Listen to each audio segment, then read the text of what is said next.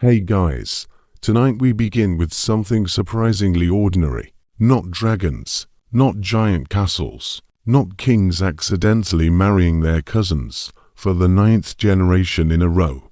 We'll get to those kinds of disasters another night. Instead, tonight we're looking at something much stranger. We're looking at the medieval origins of everyday things you probably use without thinking about them. The little rules, the habits, the customs, the odd traditions that somehow survived hundreds of years and quietly followed humanity into the modern world. Many of them began in muddy villages.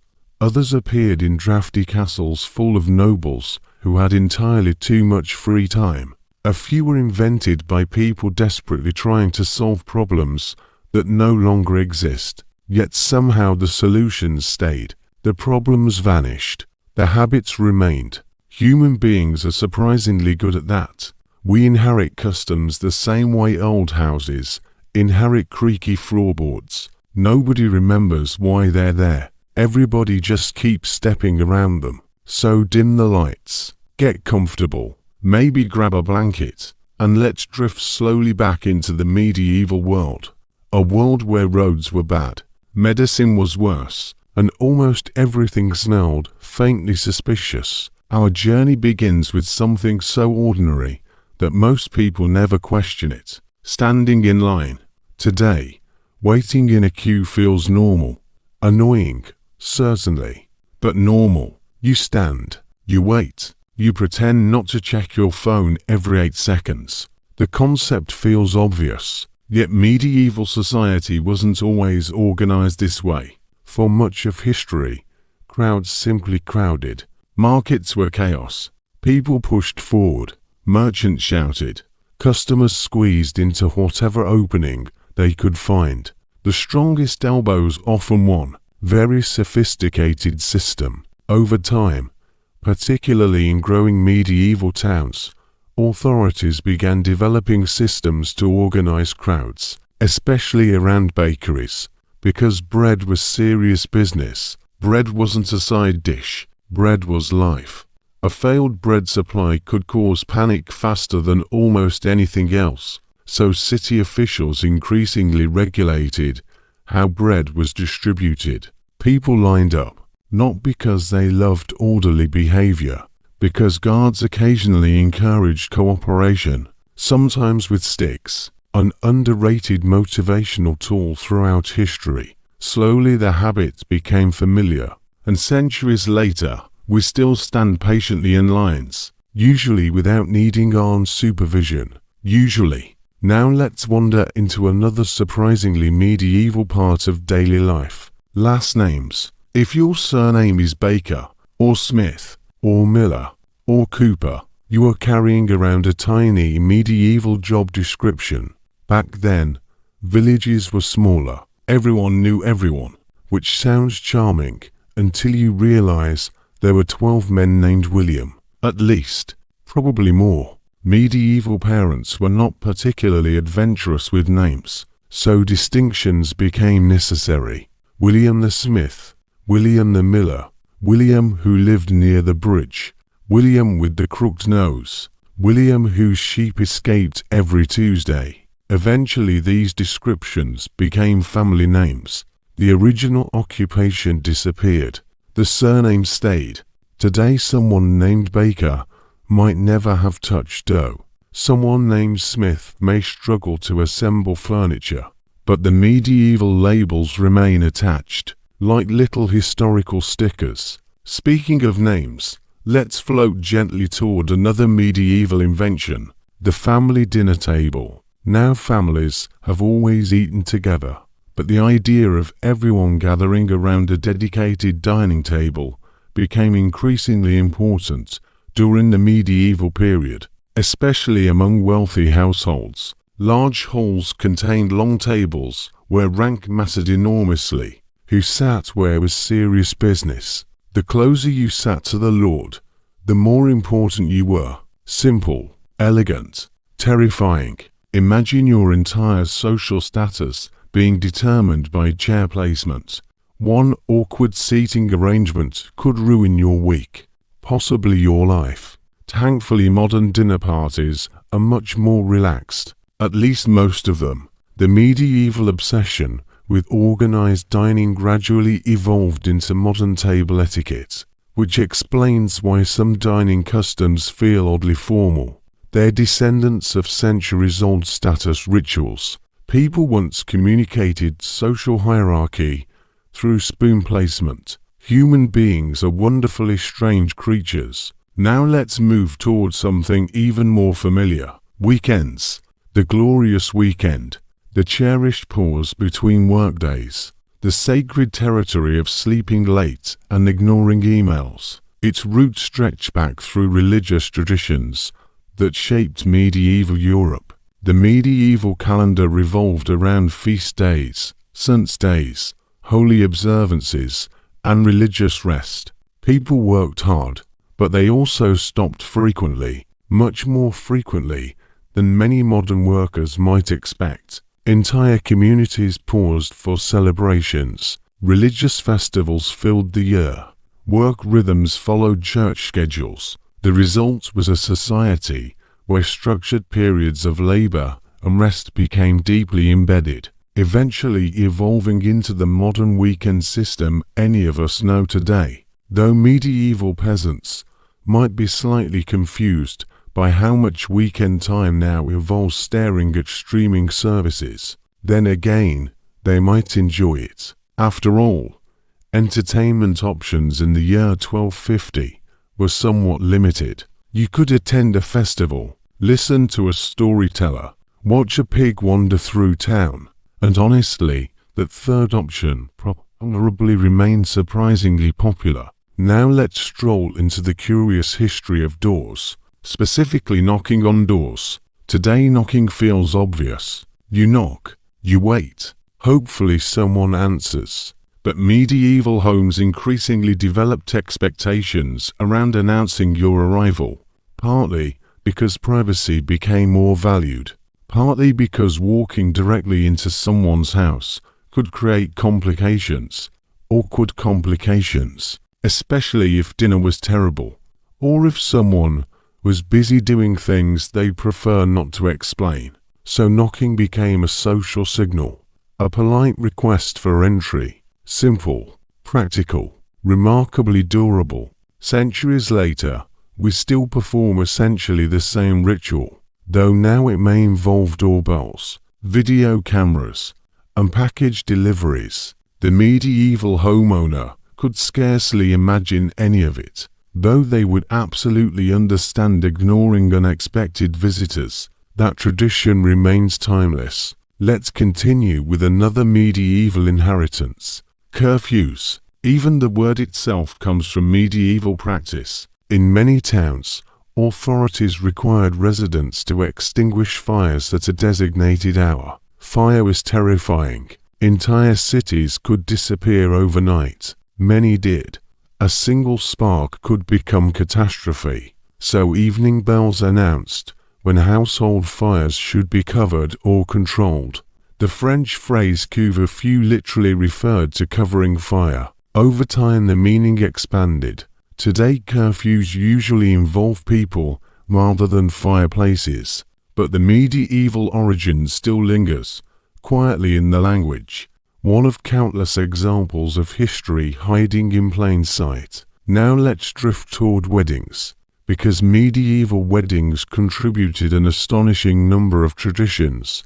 White dresses became popular much later, but many wedding customs trace back to medieval practices. The exchange of rings, witnesses, formal ceremonies, public declarations, community involvement. Marriage wasn't merely personal, it was social, economic, political, sometimes deeply strategic, especially among nobles. A medieval noble family could approach marriage the way modern corporations approach mergers, with spreadsheets. Well, not spreadsheets exactly, but the same energy. Romance occasionally appeared, but land ownership usually arrived first, and yet many ceremonial elements survived. long after the original political calculations disappeared.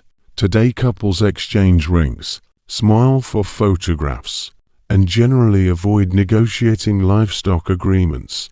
Progress comes in many forms. Let's pause briefly at another medieval creation, the concept of office hours. Monasteries helped establish highly structured schedules. Monks divided days into carefully organized periods. Prayer, work, study, rest, everything had a designated time. The discipline fund broader administrative systems. Governments, universities, businesses, all gradually inherited elements of scheduled routine, which means your calendar app possesses distant cousins in medieval monasteries, a thought that somehow feels both surprising and inevitable. Human beings adore schedules, even when they complain about them, especially when they complain about them. Now let's wander into fashion, specifically buttons. For much of history, clothing relied on pins, ties, belts, and various creative solutions. Then medieval tailors began expanding the use of buttons, not merely functional buttons, decorative buttons, status buttons, buttons that practically screamed, "Look how many buttons I can afford." Nobles loved them. Naturally, once an elite trend appears, everyone else eventually follows. Today buttons seem ordinary, but medieval fashion transformed them into a staple of daily clothing, a tiny invention with enormous staying power. And speaking of clothing, let's discuss pockets, or rather the medieval struggle to create them. People carried pouches, bags, attached containers, anything capable of holding possessions. Integrated pockets developed gradually. Humanity spent centuries trying to solve the surprisingly difficult problem of carrying small objects, eventually succeeding, mostly, though many modern clothing manufacturers still appear determined to revisit the challenge, especially when designing women's clothing. History has a sense of humor. As the evening settles deeper around us, let's turn toward another everyday medieval inheritance: street names. Medieval towns grew organically, very organically, sometimes alarmingly organically. Roads twisted, buildings crowded together. Planning was often an optimistic suggestion rather than a reality. Names emerged naturally: Baker Street, Fish Market Lane, Church Road, Mill Street. Practical labels based on nearby landmarks and activities. The system worked. People understood it, so it survived. Many modern streets still preserve medieval naming habits, tiny echoes of vanished neighborhoods and forgotten trades, history quietly embedded into maps. And perhaps that's the most fascinating thing about everyday customs. They're rarely dramatic. They don't arrive with trumpets. They don't announce themselves as history. They simply persist.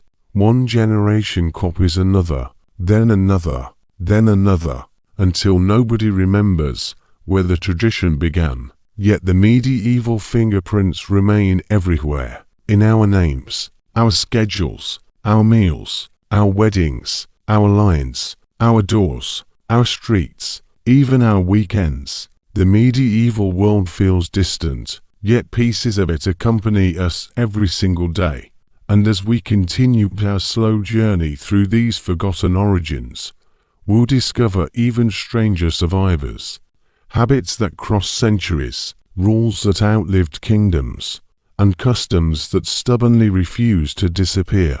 But for now, let's settle comfortably into that thought, the idea that history is not entirely behind us. Sometimes it's hiding quietly inside the ordinary things we barely notice at all. And tomorrow, metaphorically speaking of course, we'll continue wandering through the medieval leftovers still shaping modern life. Hey guys, tonight we drift into the streets, palaces, churches, and gossip-filled corridors of Renaissance Rome. So dim the lights, get comfortable, maybe pull a blanket a little closer, and let your thoughts slow down as we wander back into one of the strangest cities in European history.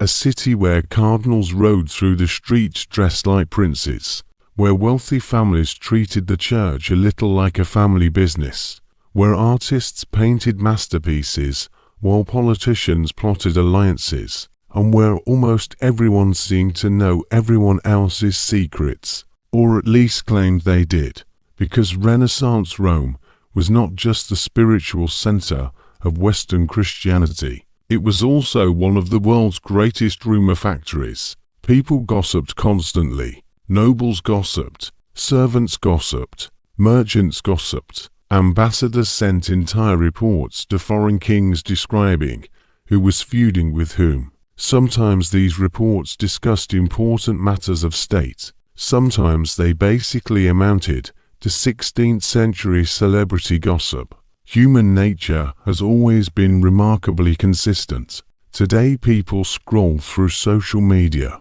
In Renaissance Rome, they listened to rumors in crowded squares. Different technology, same curiosity. As we settle into the city, it helps to understand something important. Rome during the Renaissance was not simply a religious capital. It was a political playground. Power attracted ambitious people. Ambitious people attracted rivals. Rivals generated scandals.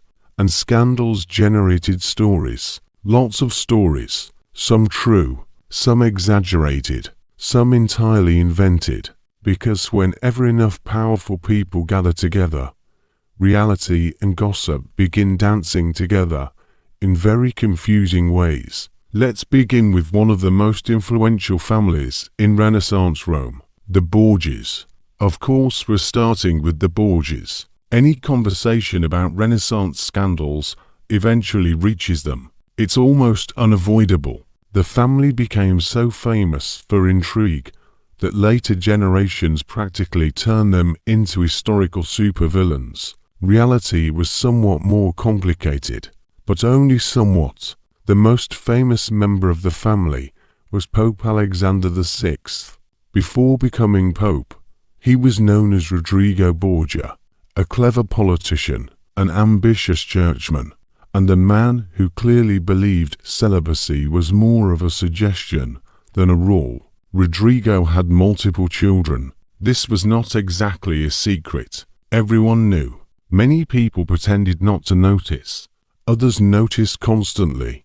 The situation created endless gossip throughout Rome. Officially, popes were expected to remain celibate. Unofficially, reality occasionally wandered in another direction. Rodrigo's children became central figures in Roman society, particularly his son Cesare and his daughter Lucretia. Now modern audiences often encounter wildly dramatic stories about Lucretia Borgia. Poisonings, schemes, mysterious plots, enough material to fuel dozens of television series. Historians today tend to be more cautious. Many accusations originated from political enemies, and Renaissance politics produced enemies at an impressive rate. Still, Lucretia spent her life surrounded by extraordinary levels of gossip. Imagine attending a dinner party where every guest was secretly writing rumors about everyone else. That was essentially elite Roman society. Lucretia often found herself trapped between powerful men making decisions around her. Fathers, husbands, politicians, ambassadors. Everyone wanted something, and everyone talked. Meanwhile, Cesare Borgia pursued power with remarkable determination. He abandoned a church career, entered politics, built military influence, and generally behaved like a man who woke up every morning and chose ambition. Not necessarily evil ambition, just enormous ambition, the kind that fills entire history books. Observers watched his rise with fascination and occasionally concern, mostly because ambitious people tend to make everyone around them nervous, especially when they succeed. Yet what makes the Borgias fascinating is not merely scandal. It's how human they appear beneath the legends. They worried about status, protected family interests, made political calculations, suffered setbacks, celebrated victories, the same familiar mixture of pride, insecurity, loyalty, and ego that appears throughout history, only with much fancier clothing and significantly more frescoes. Now let's float gently away from the Borgias and toward another recurring feature of Renaissance Rome: nepotism.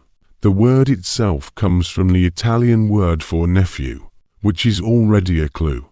Popes frequently promoted relatives, especially nephews, because trusting family seemed easier than trusting strangers. Sometimes this worked, sometimes it produced spectacularly unqualified officials, because family loyalty and professional competence are not always the same thing. A shocking revelation, I know. Imagine becoming one of the most powerful figures in Europe because your uncle received a promotion. That happened surprisingly often. Certain families became remarkably skilled at placing relatives into important positions: church offices, government roles, financial opportunities. One successful family member could pull an entire clan upward, like a Renaissance version of networking, only with more marble statues and more ceremonial robes. Of course, ordinary Romans noticed. People always notice when powerful families keep rewarding themselves. They noticed then. They notice now. Some things never change. As Rome grew wealthier, displays of luxury became increasingly common. Palaces expanded. Gardens grew larger. Banquets became more elaborate. Artists received commissions. Architects received commissions. Furniture makers received commissions. Anyone capable of producing beauty found eager customers among the elite. Because wealthy Romans loved appearances, status mattered enormously. A noble family might spend extraordinary sums decorating a residence, not necessarily because they needed another fountain, but because their rivals had one, and naturally they couldn't be outdone. Competition among wealthy families sometimes resembled an endless game. One palace acquired a magnificent courtyard. Another family built an even larger one. One cardinal hosted an extravagant banquet. Another organized an even grander celebration. The cycle continued, because why settle for reasonable extravagance when excessive extravagance was available? Meanwhile, artists thrived. The Renaissance produced extraordinary creativity, partly because rich patrons competed so intensely. Their rivalries funded masterpieces, an accidental gift to future museum visitors, though at the time any patrons were primarily focused on impressing neighbors. Human motivation works in mysterious ways. Rome also became famous for another reason: fashion. Elite Romans cared deeply about appearance. Clothing communicated wealth, education, connections, influence. Everything carried meaning. Colors mattered. Fabrics mattered. Jewelry mattered. Even tiny details attracted attention. Because social status operated almost like a language, people constantly interpreted visual clues. Who wore what? Who sat where? Who arrived with whom? Entire reputations could rise or fall through public perception, and perception rarely rests. It keeps moving, like gossip, which brings us back to perhaps the city's favorite pastime: rumor. Rome practically breathed rumor. Ambassadors wrote about it. Visitors commented on it. Residents participated enthusiastically. Information traveled quickly, sometimes faster than facts. A cardinal might hear a story in the morning. A merchant repeated it by afternoon. A noblewoman discussed it at dinner. By evening, the story had evolved into something entirely different. Rather impressive efficiency, especially without smartphones. One ambassador famously complained about the endless flood of reports and speculation, yet he continued collecting them. Naturally, everyone complained about gossip. Everyone listened to gossip, the oldest contradiction in human history. As night settles further over our imaginary walk through Renaissance Rome, we begin noticing something else beneath the scandals. Most people were simply trying to navigate a complicated world. Even powerful people, especially powerful people, their mistakes became public. Their rivalries became famous. Their awkward family dynamics entered historical records. Centuries later, we still read about them, still analyze them, still wonder about them. Yet many of their concerns feel surprisingly familiar. Career ambitions, family expectations, financial pressures, social competition, reputation management. The details changed, the emotions remained, and perhaps that's why Renaissance Rome continues to fascinate us. Not because its people were completely different, but because they weren't. They lived among magnificent churches and extraordinary artworks, yet they also worried about status, made questionable decisions, protected relatives, followed trends, and occasionally became the subject of spectacular gossip, just like people everywhere, only with significantly more Renaissance architecture surrounding them. And as we continue to slow journey through the secrets and scandals of this remarkable city, we'll meet even more ambitious cardinals, powerful families, eccentric nobles, and deeply human characters who filled Rome's streets with rumors, rivalries, and endless conversation. For now, though, let the city grow quiet, the palace windows dim, the evening bells echo softly across the rooftops, and somewhere in the distance, another Roman rumor is already beginning its journey. Hey guys, tonight we begin in one of the loudest places in the ancient world. So before we start, dim the lights, get comfortable, maybe pull a blanket over yourself, set your phone down somewhere nearby, and let's travel back almost 2,000 years to a city where hundreds of thousands of people gathered to watch men drive small wooden chariots at alarming speeds around a giant racetrack, because apparently that seemed like a perfectly reasonable hobby. Tonight we're following the life of a Roman chariot champion, not an emperor, not a senator, not a philosopher, just a racer, a professional athlete from the ancient world, a celebrity, a gambler's favorite, a crowd idol, and, in many ways, one of the most exhausted people in the entire Roman Empire. When people think about Rome, they often imagine emperors standing dramatically on marble balconies, or senators arguing in white togas, or soldiers marching across distant frontiers. What they don't always picture is sports. Yet sports consumed Roman attention, and nothing consumed attention quite like chariot racing. Football fans understand this. Cricket fans understand this. People who have ever spent 3 hours arguing online about a team understand this perfectly. Human beings become emotionally invested in sports. The Romans simply turned that emotional investment up to an almost unbelievable level. The center of this obsession was the enormous stadium, the Circus Maximus. The name sounds like something invented by a Hollywood screenwriter, yet that was genuinely its name. The structure stretched across a huge section of Rome. On major race days, it could hold astonishing crowds. Some estimates suggest more than 150,000 spectators. Others place the number even higher. Whatever the exact figure, it was enormous. Imagine a sea of people, merchants shouting, fans cheering, bookmakers taking bets, politicians trying to appear popular, and somewhere in the middle of all that noise stood a racer preparing for another competition, not knowing whether the day would end in glory, or embarrassment, or another painful visit to a Roman physician who probably prescribed olive oil for everything. The future champion often began life far from fame. Many racers were born into modest circumstances. Some were slaves, Others were former slaves. A surprising number entered the profession because powerful racing organizations needed talented drivers. Talent mattered a lot because successful racers generated money, huge amounts of money, and Roman investors loved money almost as much as they loved gossip.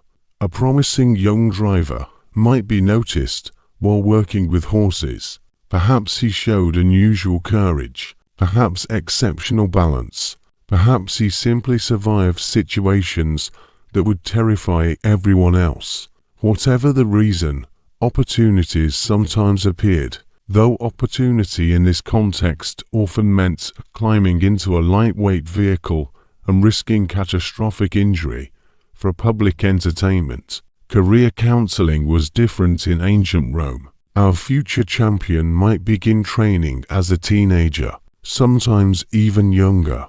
The training was relentless. Hours with horses, hours learning reins, hours developing balance, hours understanding racing tactics. Everything depended on precision. The chariot itself offered very little protection. No comfortable seat, no safety harness, no protective cage, certainly no modern engineering. Just wood, leather, wheels, and optimism. Lots of optimism. The racer stood upright while controlling multiple horses, usually 4, sometimes more. Managing for powerful animals simultaneously required extraordinary skill. Each horse possessed its own personality, its own strengths, its own moods, and occasionally its own opinions regarding cooperation.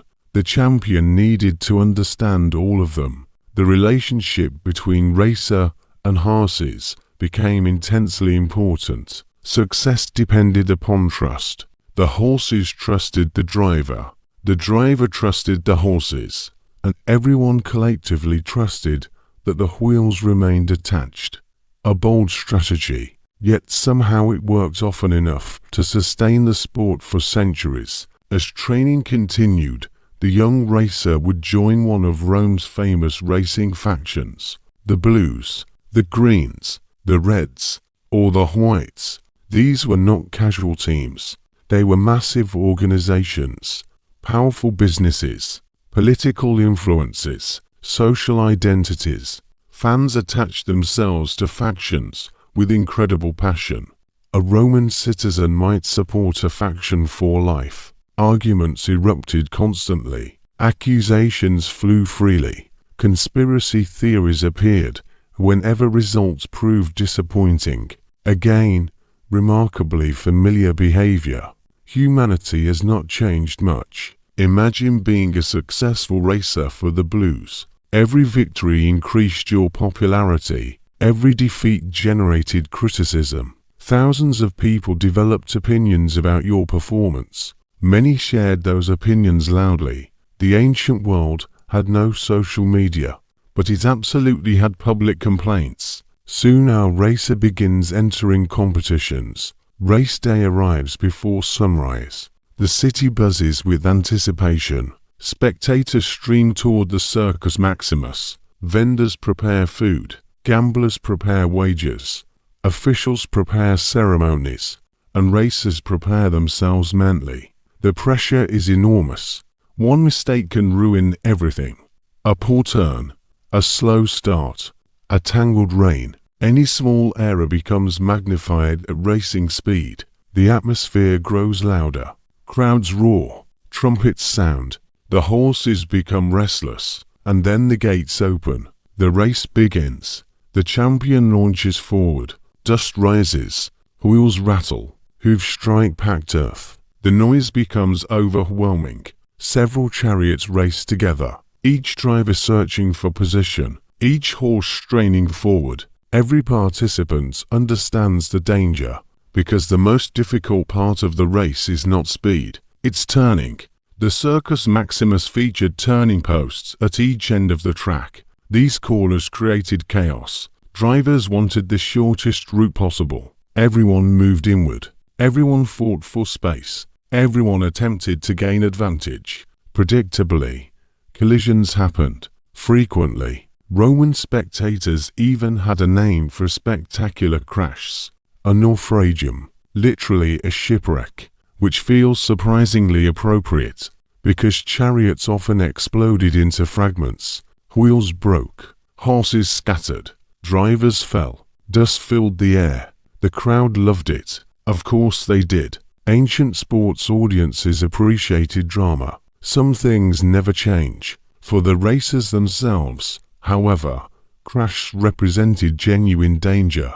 Many drivers wrapped reins around their bodies for greater control. This improved handling. It also created a terrifying possibility. If horses bolted after a crash, a racer could be dragged.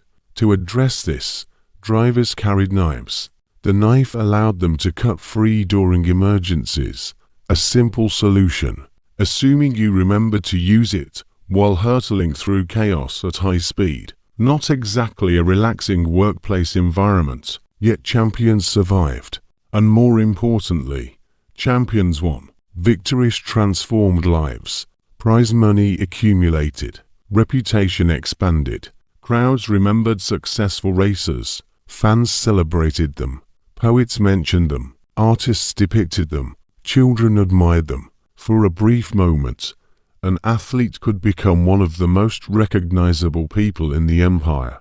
One famous racer named Gaius Appuleius Diocles became astonishingly wealthy. Modern calculations vary, but his career earnings may have rivaled those of elite modern athletes, an extraordinary achievement for someone whose job involved standing in a wooden cart behind several extremely energetic horses. Diocles raced for decades.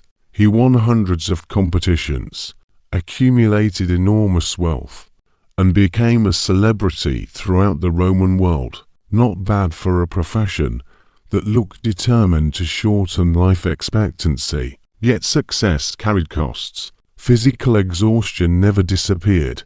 Training continued constantly. Travel continued constantly. Pressure continued constantly. Every race demanded concentration. Every race carried risk. The champion could never relax completely. Crowds expected victories. Owners expected victories. Sponsors expected victories.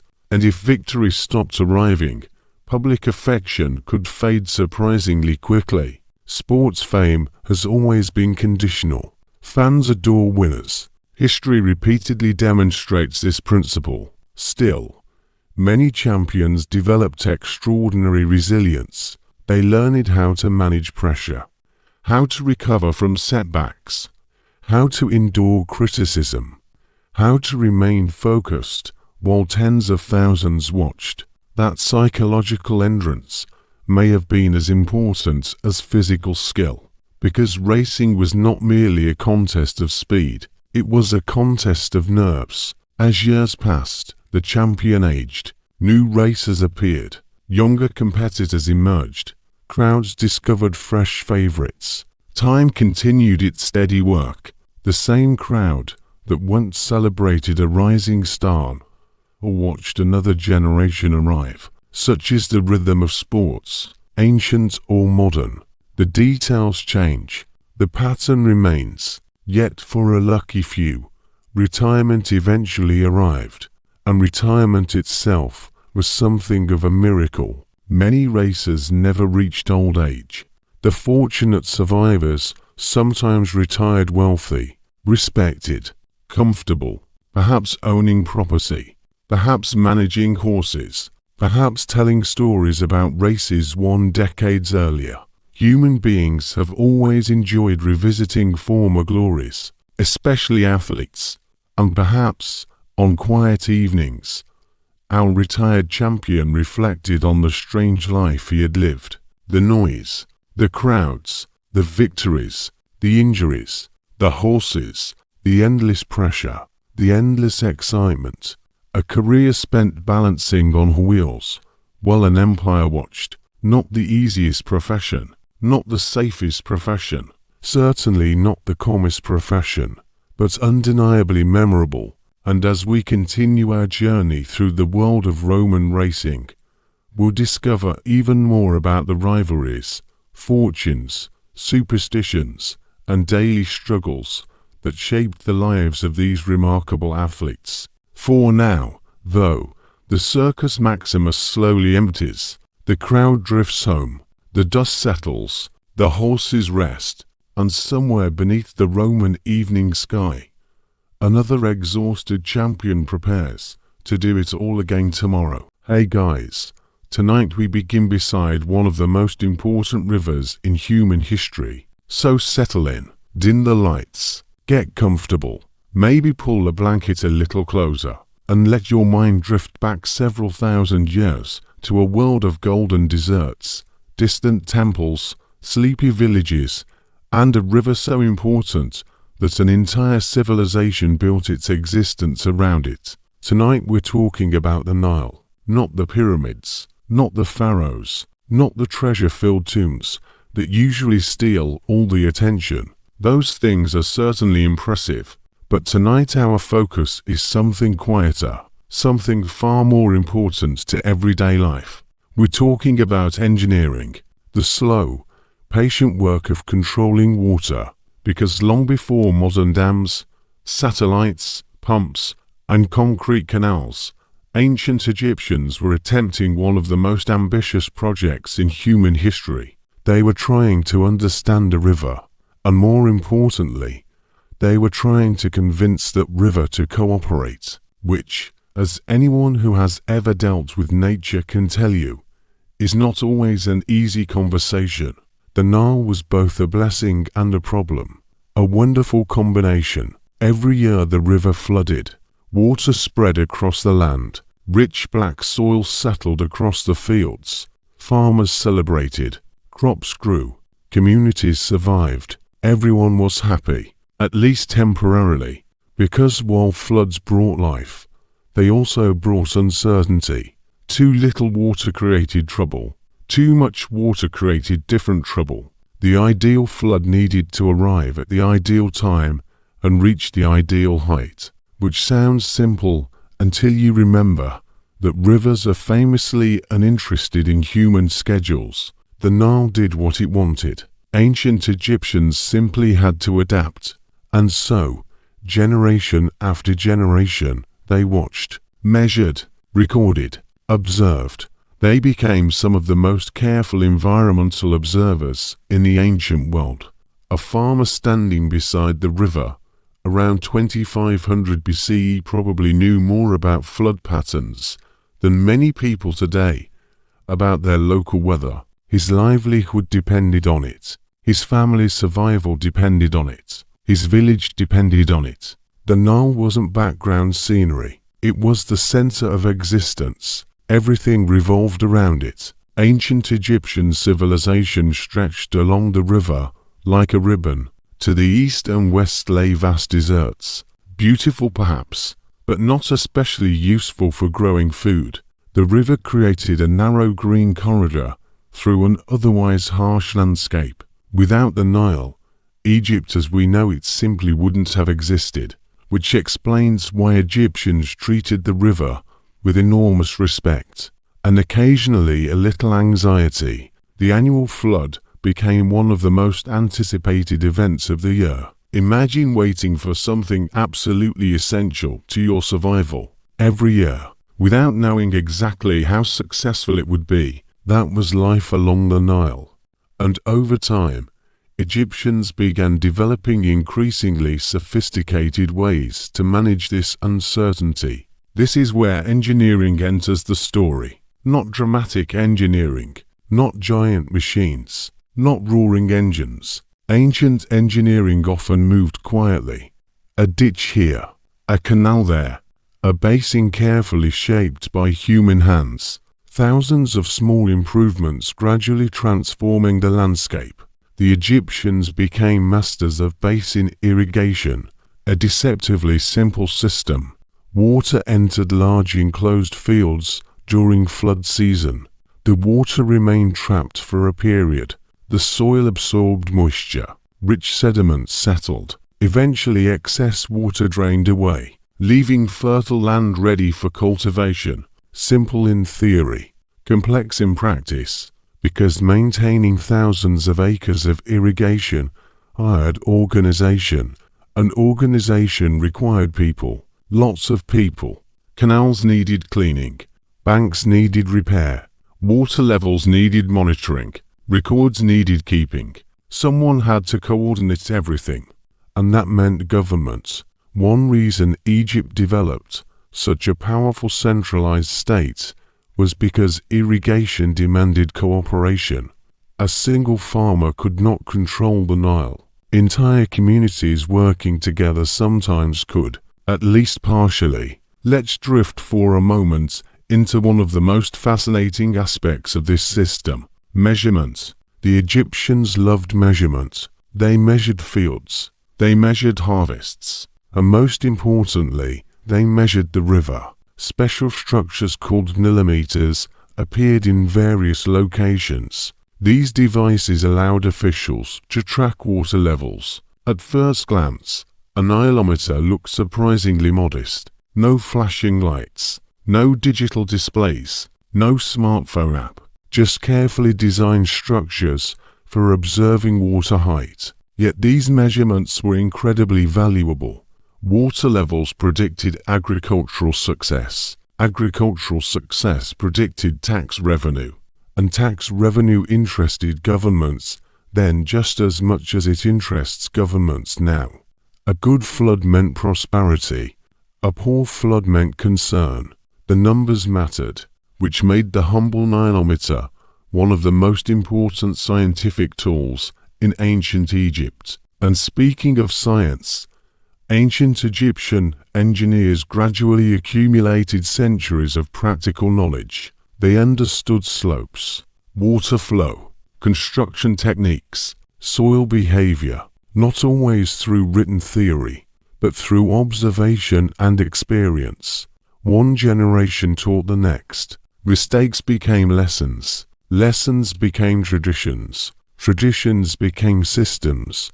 The result was a civilization capable of managing enormous agricultural networks for thousands of years, which is an astonishing achievement when you stop and think about it. Many modern organizations struggle to manage a parking lot for 5 years. Ancient Egyptians maintained irrigation systems across centuries. Remarkable people. Now, if you're imagining ancient engineers as glamorous figures receiving public applause, the reality was somewhat quieter.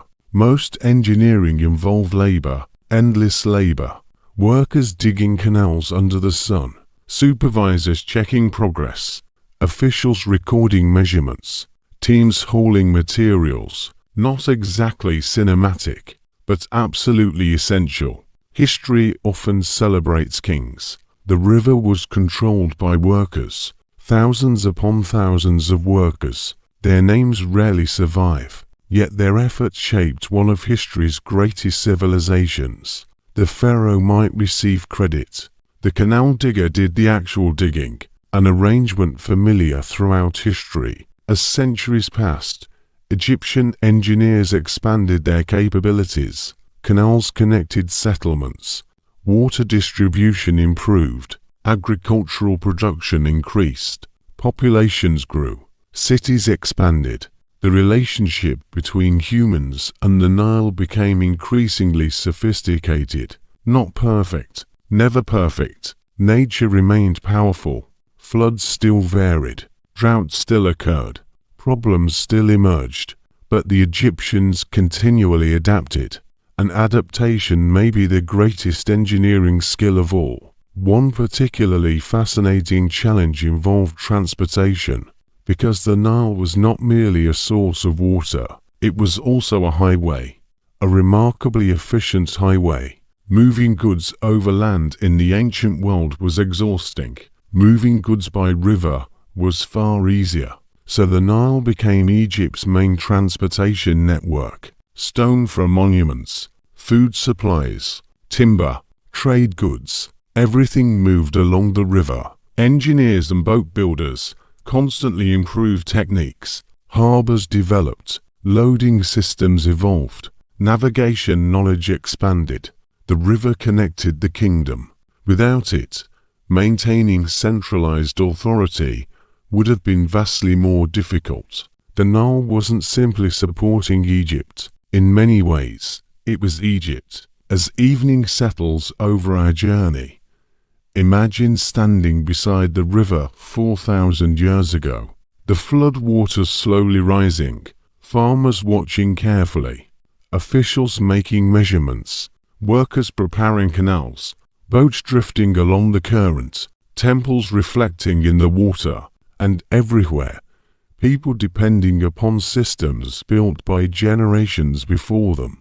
That may be the most impressive aspect of all. Ancient Egyptian engineering wasn't one project. It wasn't one invention. It wasn't one brilliant moment. It was thousands of years of accumulated knowledge, patient improvements, small innovations, shared experience, a civilization learning how to live with a powerful river and succeeding well enough to create one of the longest-lasting societies in human history. The pyramids may dominate postcards, the pharaohs may dominate documentaries, but behind both stood something quieter, a river, and the engineers who spent centuries learning how to work with it. As we continue our journey through the Nile,